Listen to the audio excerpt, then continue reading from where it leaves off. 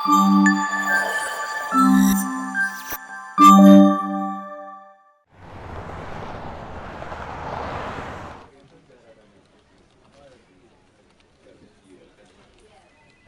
ఎంత?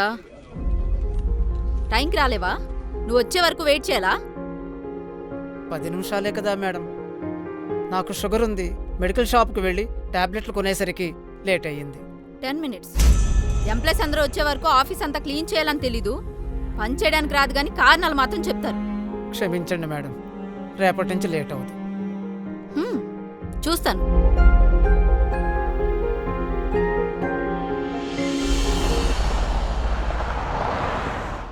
డబ్బులు తీసుకొచ్చారా? తెచ్చాను మేడం. ఇదిగోండి మీరు అడిగిన డబ్బులు. అంతా కరెక్ట్గానే ఉందా? అన్నీ కరెక్ట్గా ఉన్నాయి మేడం. మరి నా పని అయిపోతుందా? డబ్బులు ఇచ్చారు కదా, మీ పని అయిపోతుంది.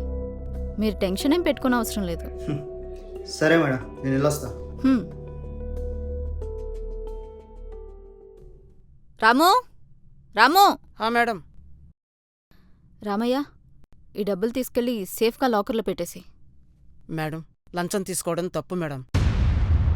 ఏంటి ఇప్పుడు నువ్వు నాకు నీతులు నేర్పిస్తున్నావా?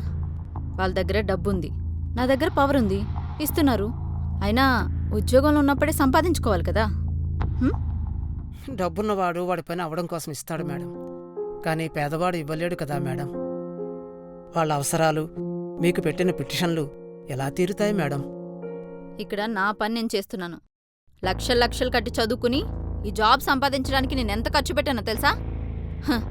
అయినా నీకేం తెలుస్తుందిలే, ఆఫ్టర్ ఆల్ ప్యూన్వి.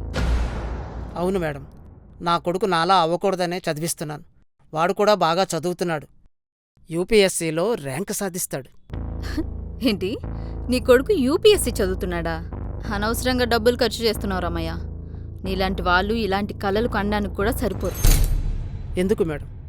నాలాంటి వాళ్ళు గొప్పవాళ్ళు అవుతారంటే మీకు ఎందుకు చిన్నచూపు?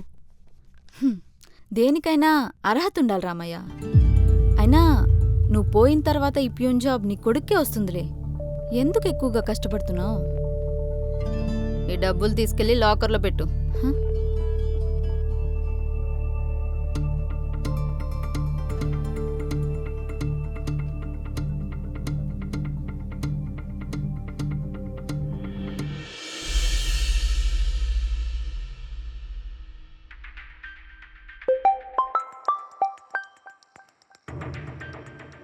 హలో, అరే రిజల్ట్స్ వచ్చినాయా?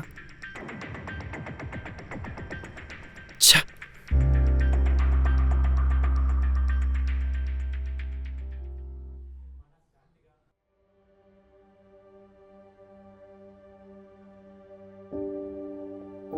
ఏమైందిరా?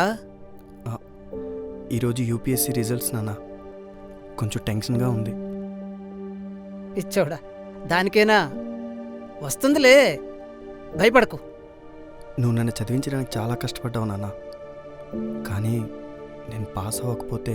తండ్రిగా నీకు నచ్చింది చేయడానికి ప్రోత్సహించాను, అంతే. ఇంకా ఎగ్జామ్స్లో పాసు ఫెయిలు అనేవి ఉంటాయిరా, కానీ జీవితంలో గెలుపు ఓటమి అనేవి ఉండవు. ఇంక నేను ఏమీ చేయలేను, నా జీవితం ఇంతే అని ఎప్పుడైతే మనకు అనిపిస్తుందో అదే జీవితానికి ముగింపు. నేను పాస్ అయినా ఫెయిల్ అయినా నిన్ను తలదించుకునేలా ఎప్పుడు చేయను నాన్న.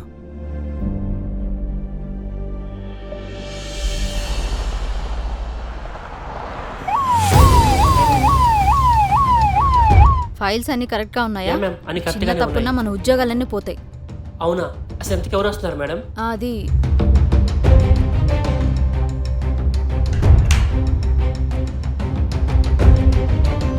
సార్ వచ్చినట్టున్నారు, పద.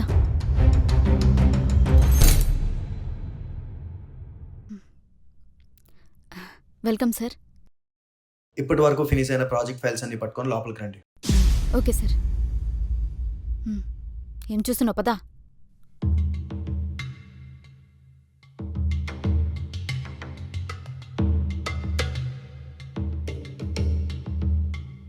పెద్ద పెద్ద కాంట్రాక్టర్స్ ఫైల్స్ అన్నీ అప్రూవ్ అయి ఉన్నాయి, కానీ ఊర్లో వాటర్ కోసం, రోడ్ల కోసం వేసిన పిటిషన్స్ ఇంకా అలానే ఉన్నాయి.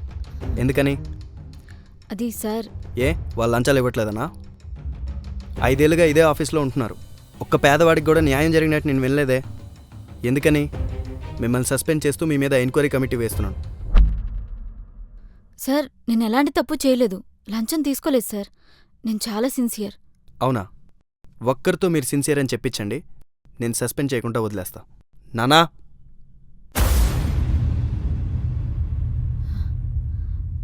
ఈయన మీ నాన్న? కాదు, ఆయన ఒక ఐఏఎస్ తండ్రి, చాలా సిన్సియర్. ఆయన నోటితో మీరు సిన్సియర్ అని చెప్పించండి, మిమ్మల్ని సస్పెండ్ చేయకుండా వదిలేస్తా. చేసే ఉద్యోగం మీద కానీ, సాటి మనిషి మీద కానీ, అంతేందుకు వ్యవస్థ మీద కూడా మీకేమాత్రం గౌరవం లేదు. అలాంటి మీకు ప్రభుత్వ ఉద్యోగం చేసే అర్హత కూడా లేదు. ఇంత పెద్ద పొజిషన్ వచ్చేసరికి అహంకారంతో నా కళ్ళు మూసుకుపోయాయి. నా తప్పేంటో నేను తెలుసుకున్నాను సార్, నన్ను క్షమించండి. మేడం, ఒకటి గుర్తుపెట్టుకోండి, అర్హత అన్నది పుట్టుకతో రాదు, అది మనమే సంపాదించుకోవాలి.